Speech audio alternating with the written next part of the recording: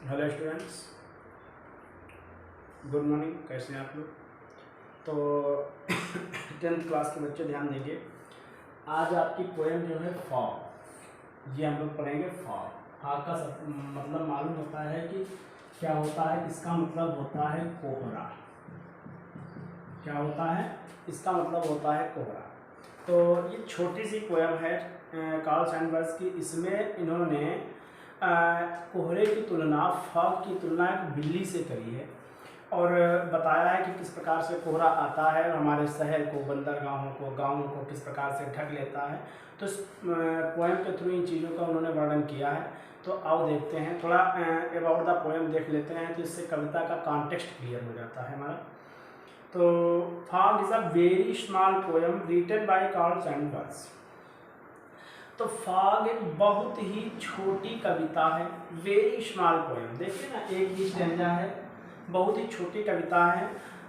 Written by Carl Sandburg. इसको किसने लिखा है? कार्ल सैंडबर्ग ने इसको लिखा है, कंपोज किया है। He has described the process of arrival of the fog into a city and the harbor.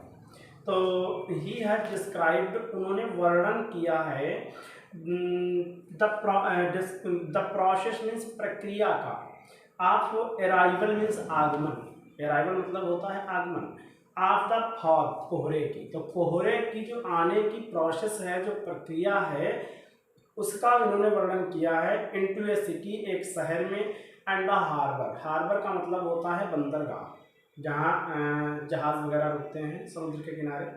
तो इस कविता के थ्रू कवि ने कोहरे के आगमन की, शहर और बंदरगाहों पर जो कोहरे का आगमन है उसका वर्णन किया है। ठीक है।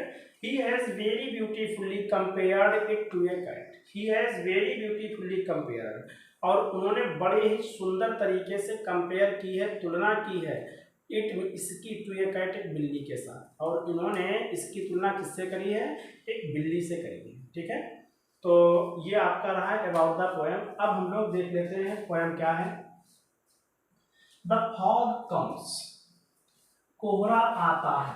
फॉग मीन्स होता है कोहरा, कम्स आता है, कोहरा आता है। On little cat feet, little means छोटी, कैट बिल्ली, और फीट होता है पैर, फुट का प्लूरल होता है फीट, पैर।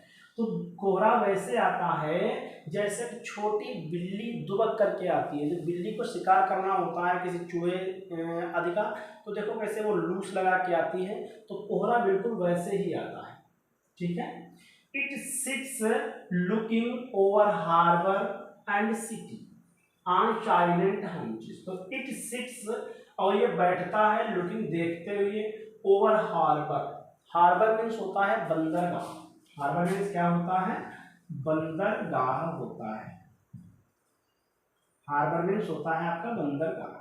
तो ये बंदरगाहों पर आता है, एंड सिटी, और शहरों पे आ जाता है कोहरा धीरे धीरे। कैसे? जैसे कि बिल्ली आती हुई चलते हुए आती है लूस लगा करके चुपके से, वैसे ही कोहरा भी आता है। कहाँ आ जाता है? बंदरगाह पे आ जाता है, शहर पे आ जाता है।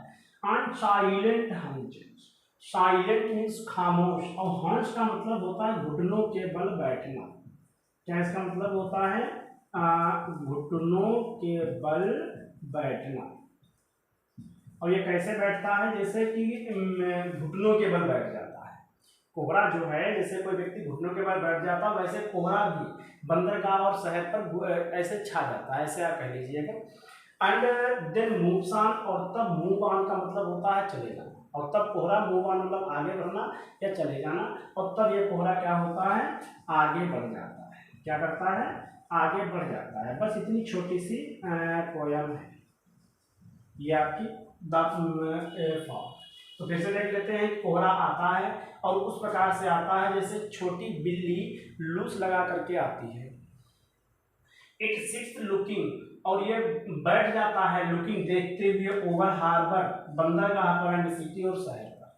तो शहर और बंदरगाह पर कोहरा जो है ये हावी हो जाता है, छा जाता है, आप ऐसे कह सकते हो।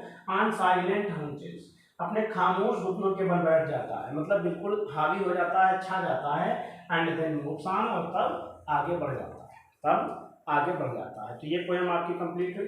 इसी प्रकार सभी लेसन्स, सभी प्रोज के, सप्लीमेंट्री के और सभी पोएट्री की पोएम्स लगभग आप तक पहुंचाने का पूर्ण प्रयास किया जाएगा। ऐसे जुड़े रहिए और देखते रहिएगा सभी लोग। ठीक, आज के लिए इतना ही। Good bye.